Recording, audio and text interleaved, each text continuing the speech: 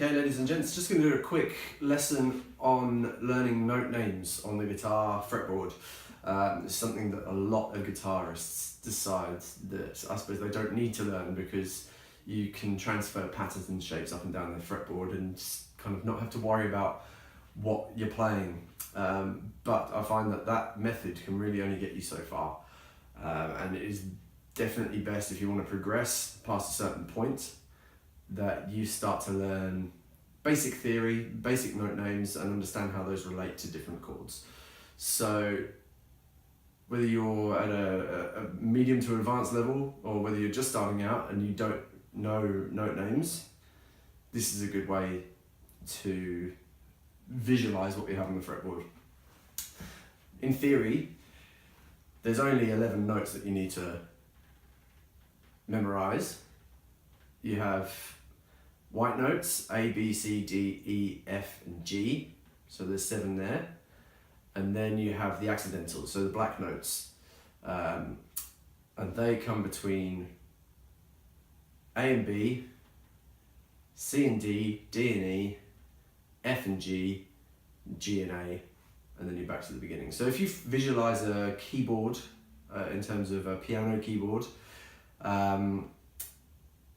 you've got the white notes on the bottom level, and then breaking those up, you have a pattern of 2 black notes, and then a pattern of 3 black notes.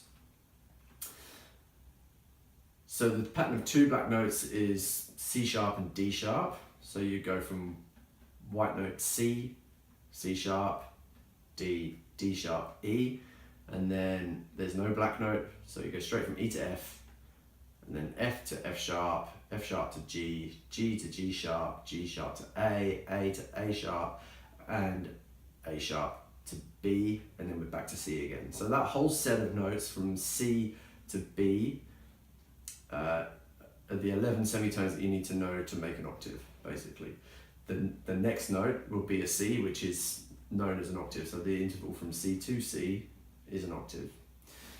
So let's break that down just a little bit and see how that relates to the guitar neck. Well, I've already gone through how that works on the piano or a keyboard, essentially. Essentially now we need to look at the guitar fretboard is to realize that each one of our frets represents one of the keys on the keyboard. So instead of going, say, let's go on our E string first fret, this is an F note. Instead of going up to a black note on the keyboard, we're going up 1 semitone. So that's exactly the same value. So for that's from F to F sharp. Then you go from the black note back to the white note again next to it on the right hand side, which will be a G. That's the same as going up another fret on the guitar here on the fretboard.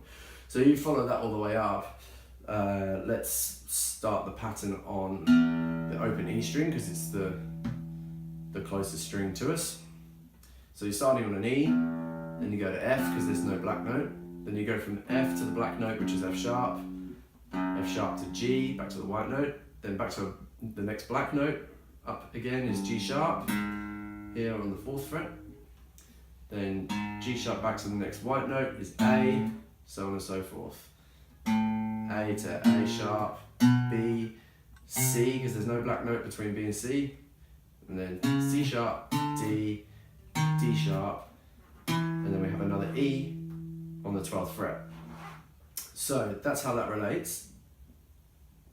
Bright Sparks Money will then realise that every note that we have on the 12th fret is an octave above our open strings, so the pattern just starts again. So for instance, if I play an open B string, and then I play the 12th fret on the B string,